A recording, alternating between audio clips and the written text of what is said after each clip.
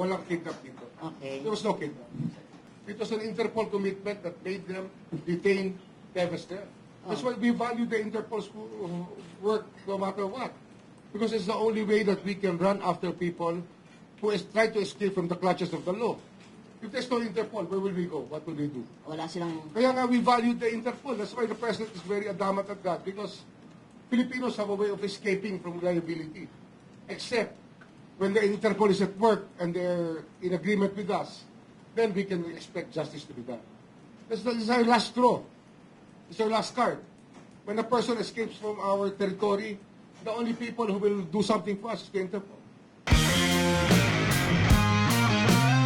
Hunger for power. It will divide the nation. Yung ating border control are so much. Ang lagi na lang lusot. Si Roque, si Alice Go, backdoor exit, backdoor entry. Panahon palibing Lacson, ganun na eh. Backdoor entry, exit. Ano yan eh? The case of Alice Gore is a very peculiar case because Malaysia refused to cooperate with us. Malaysia is supposed to give us the information. They know what flight entered, what aircraft entered, where she was riding, but they refused to give it to us. For some reasons that were given, that were alluded to about the cases of our brothers in the South that won a judgment in Paris and they wanted a deal for that matter. So it's beyond the DOJ already. So they don't want to give us the information. We've been Dapat trying to... DFA ang kausap we've nila. been lahat ginawa na namin. We're already at the DFA level, but they have not... We've faced the stone wall. That's why, hopefully... Are you referring hopefully, says Senator Hontiveros will find it in her heart of hearts to understand the dilemma that the BI is facing in this case. Are you referring to Sabah? Their claims? Yes, yes, yes. It's tied up to that. It's all tied up. It's all tied up. In whatever capacity gagawin nilang...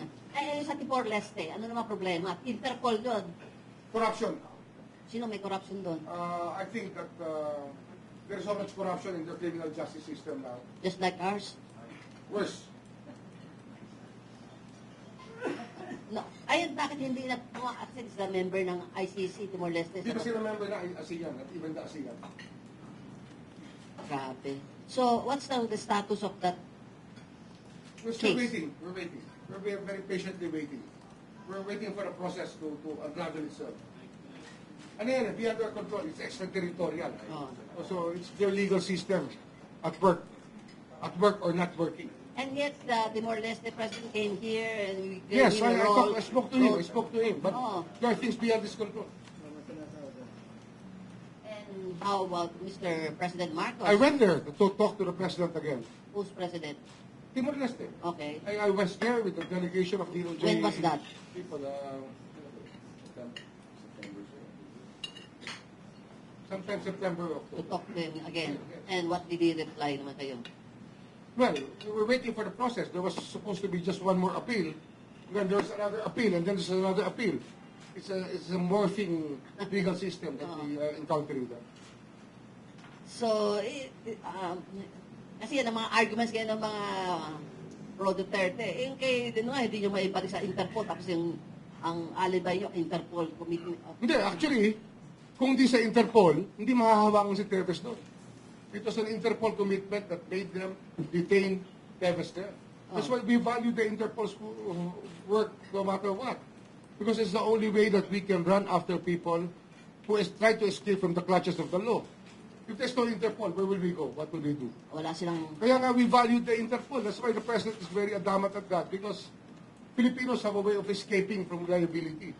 Except when the Interpol is at work and they're in agreement with us, then we can expect justice to be done. This is our last straw. It's our last card. When a person escapes from our territory, the only people who will do something for us is the Interpol. Meron pa ba iba? Pero yung sa Malaysia, wala din cooperation ng Interpol doon? In Malaysia, it's something within the foreign policy setup that makes it very hard for us. Because, remember, all of these immigration people trade Information. Exchange. freely Mm. most of the time. But in the case of Malaysia, we face a stonewall. Timor-Leste, hindi naman, we have... You know, we just have to be more patient. I think that the pressure on them is immense also. They want to become members of the ASEAN. Mm. And that's going to cost them if they don't act accordingly. ang just playing devil's advocate here, ha? Kung si Duterte, quote-unquote, na-kidnap na Interpol dito, why can't Hindi they do kidnap, walang kidnap dito. Okay. There was no kidnap.